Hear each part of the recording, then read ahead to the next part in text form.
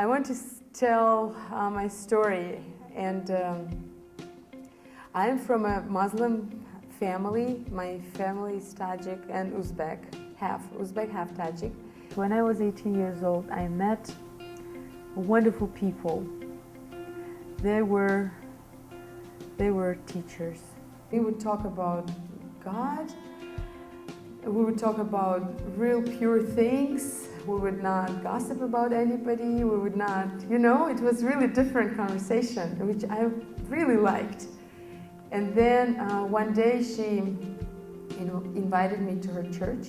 And when I went, I saw a very simple house, with a little group of people who just sat around and just started worshiping God. And I said, why do you pray like this?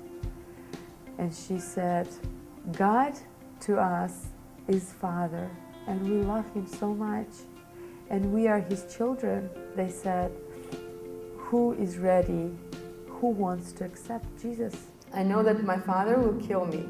My friends are going to reject me. I was thinking about my family, and I was thinking about death. And still there was something about Jesus who was promising, I will give you new life. And I accepted Christ that day, and my life never was the same again.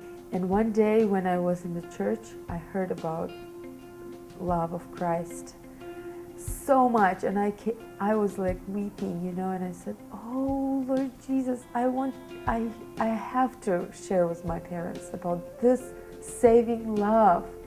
So I came home and I told her right away, I'm not going to marry a Muslim.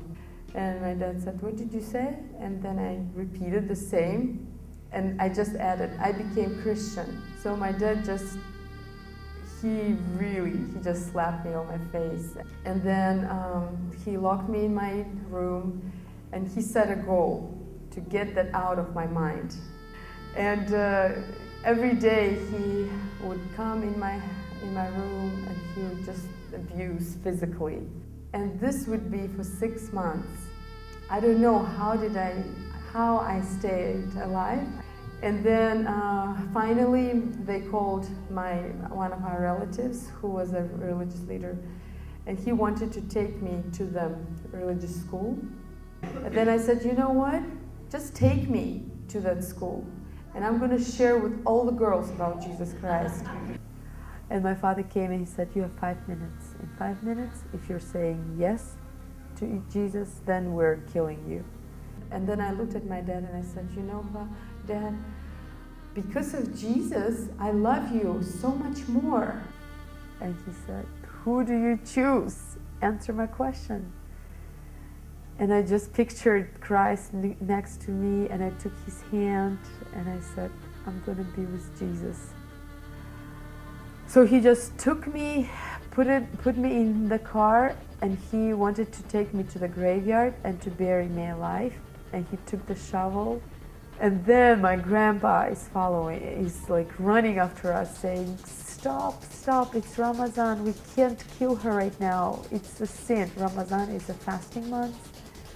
We'll kill her afterwards, in 2 days."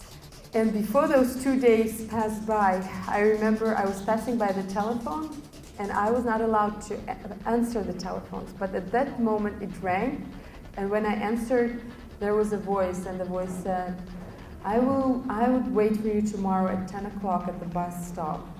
Come out, I will take you out from your family. And for 3 months, I lived in a different town, and for 3 months, I was almost alone all the time. And for 3 months, God was healing me. But after some time, God told me to go back. And he said, don't be afraid. So during this time, God gave me a clear picture of what he wants from me. He wants me to go home and to be light in my house. And I returned. I went back home. I came in, and then in 2 days my father came. And he was quiet, he didn't talk.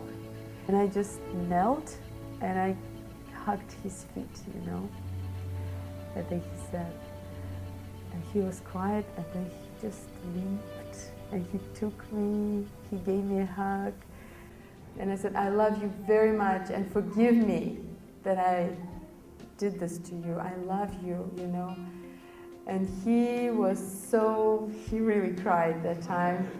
And he said, please, believe in Jesus, but don't leave us again anymore. So that day we had a short agreement. I'm with Jesus, and I'm not leaving this house. When people hear my story, they say it's a movie, but I know by whose strength it was done, and I'm so encouraged